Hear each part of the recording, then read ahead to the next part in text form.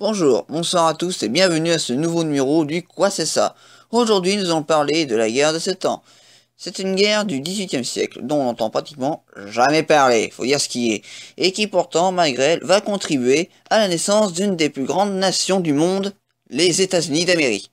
Vous ne me croyez pas? Attendez de voir la dernière partie de la vidéo. C'est parti. Alors on peut qualifier la guerre de 7 ans comme étant un gros bordel, comme on les aimait au XVIIIe siècle. Elle s'est déroulée partout, en Europe, Amérique du Nord et Inde, mais nous nous intéresserons uniquement à l'Amérique du Nord. Alors on dit que la guerre de 7 ans commença en 1756 pour se terminer en 1763, ce qui veut dire qu'elle a duré combien de temps? Je sais, 7 ans? Tout faux! C'est en Europe qu'elle commence en 1756, pas en Amérique. Là-bas, elle commence en 1754. Alors les profs d'histoire mégalo, allez vous faire foutre! Hello, je suis le professeur Motherfucker, votre nouveau prof d'histoire. Aujourd'hui, nous allons parler de la guerre de 7 ans. C'est une guerre du XVIIIe siècle qui a commencé en 1756 et qui s'est terminée en 1763. Monsieur? Yes, young man? La guerre de 7 ans n'a pas commencé en 1756, mais en 1754. Quoi? Vous blasphémez l'histoire? Comment osez-vous, little shit? Si je dis qu'elle a commencé en 1756, elle a commencé en 1756. Passez-moi votre carnet de correspondance. Thank you. No futur, sans avenir. Même pas foutu de savoir une date historique. Petite merde. Monsieur, c'est pas un peu excessif, non? Vous vous révoltez? Suffit. 2 heures de colle. Et monsieur, écoutez, nous sommes ici pour apprendre, certes, mais ne sommes-nous pas là aussi pour partager notre savoir à chacun? Partager nos idées et nos avis sur certaines situations, quelles qu'elles soient? L'école est censée être un lieu de connaissance et de sagesse, et je ne trouve rien d'autre que des cours mensongers. Pourquoi, au lieu de nous différencier vis-à-vis de nos avis, de nos sentiments, de nos idées, ne nous réunissons pas pour créer ensemble un monde meilleur?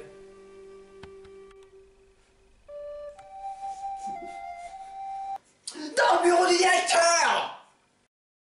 Non mais sérieusement, le conflit ne débuta réellement qu'en 1754 en Amérique du Nord et en 1756 en Europe. Comme quoi, les Américains ont toujours une longueur d'avance sur les Européens. Et nous, on a quand même mis du temps à comprendre qu'il y avait une guerre qui faisait rage à l'autre côté de l'Atlantique.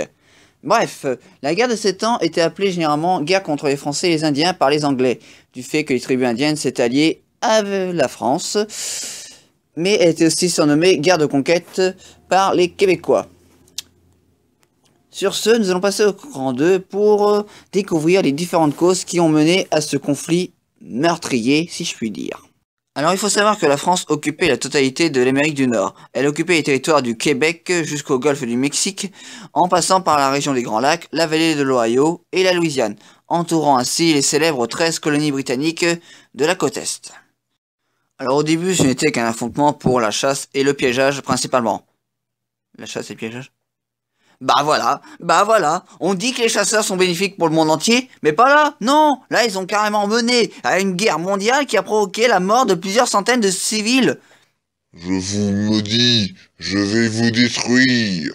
Prosternez-vous devant ma puissance. Inclinez-vous devant ma grandeur. Ah putain, les bonnes merdes. Non mais attendez, c'est presque similaire à une situation comme... Sinon le boulot, ça va toi? Pas comme d'hab, hein, c'est chiant. Là, c'est ma bouteille. Non, c'est la mienne, j'ai touché le premier. Ah, c'est comme ça. Ouais. Ben, je te déclare la guerre en ce cas. Sinon, c'était aussi une guerre de prise de territoire et de contrôle total sur les réserves naturelles que pouvait offrir l'Amérique. C'est vrai que les Anglais n'ont pas trop apprécié que leurs voisins français aient plus de possessions qu'eux. Bref, le premier affrontement eut lieu en Pennsylvanie en mai 1754 entre les Anglais, dirigés par George Washington, et les Français commandés par Joseph Cochon de Jumonville. Vient ensuite en juillet 1755, soit un an après le premier affrontement, la bataille de Monongahela. Papa, je peux aller jouer dehors? Mais non, Gaëla. Après cette blague de merde, Etrek fut pris de spasmes et de convulsions. Les infirmiers arrivèrent tout de même à temps pour le sauver.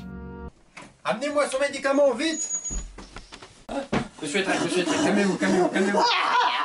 Monsieur, calmez-vous.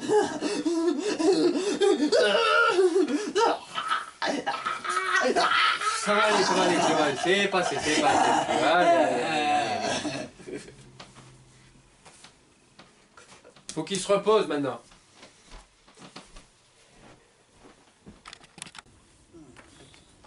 Voilà, monsieur Trek, voici votre traitement. Et à l'avenir, évitez les blagues de merde, s'il vous plaît.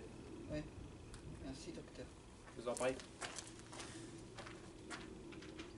C'était vraiment une blague de merde. Bref, la bataille de Monongahela, disais-je, ou l'expédition Braddock, si vous préférez. C'était dirigé par les Anglais qui étaient commandés par le général Edward Braddock, le tout premier commandant en chef des colonies britanniques. Le but de cette expédition était de s'emparer de Fort Duquesne qui se trouvait entre les 13 colonies et la région des Grands Lacs, qui était le bastion des forces françaises. Résultat... Échec critique. Bref, c'est la merde, les Anglais sont repoussés, Braddock est mort, mais Washington, qui était aide de camp de Braddock, fut proclamé héros militaire, ayant réussi à s'en sortir de cette boucherie. C'était la seconde positive pour les Anglais. Je vais passer sur les autres batailles, parce que si je vous en parlais, on en aurait pour 7 ans. Vous avez compris? La guerre des 7 ans? 7 ans?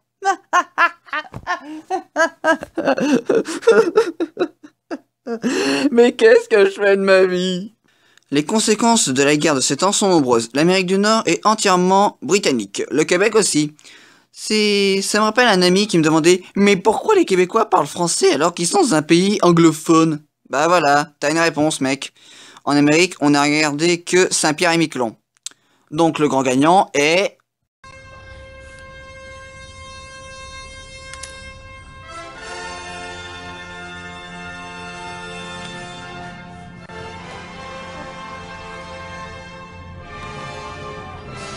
God save the Queen! Putain, c'est bon.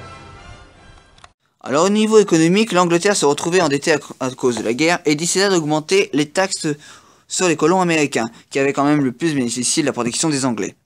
Le Stamp Act et le Tea Act sont votés par le Parlement anglais, Ce sont des lois qui imposent le haussement des impôts, quoi. Ce qui provoquera une certaine guerre d'indépendance, n'est-ce pas, Georgie? Quand je vous dis que la guerre de 7 ans a indirectement donné naissance aux USA. D'ailleurs, en parlant de lui, vous vous rappelez, c'est lui qui commandait le premier affrontement en Pennsylvanie en mai 1754 contre les Français. Il leur a tiré dessus en premier, alors qu'il n'était pas du tout censé le faire.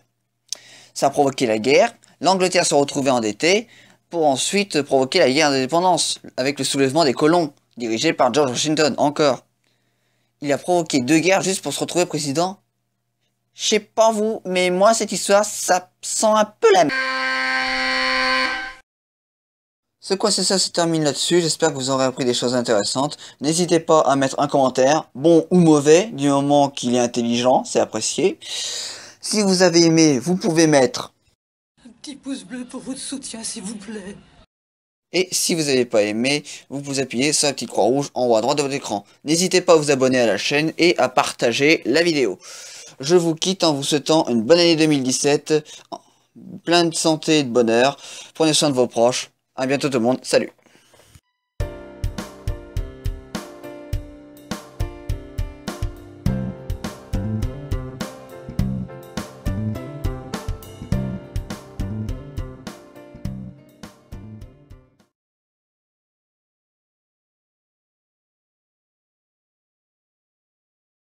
Hello, je suis le professeur Motherfucker, votre nouveau prof d'histoire. Aujourd'hui, nous allons parler de la guerre de 7 ans, qui a duré... La merde, je me suis gouré. Je me suis gouré dans le texte. Mais monsieur, écoutez, nous sommes ici pour apprendre, certes, mais nous ne sommes pas là aussi pour partager notre savoir. C'était pas prêt. Mais monsieur, écoutez, nous sommes ici pour apprendre, certes, mais ne sommes-nous pas là aussi pour partager notre savoir à chacun? Partager nos idées et nos avis sur certaines situations Mais monsieur, écoutez, ne sommes-nous pas là pour apprendre? Certes...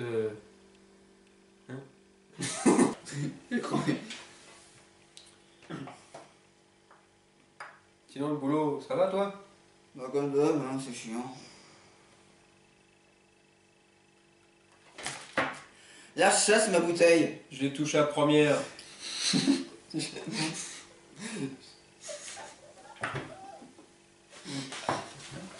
Bon, là, tu peux couper.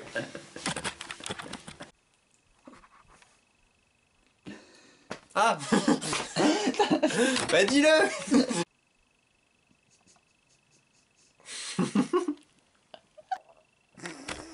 T'as recommencé? Non,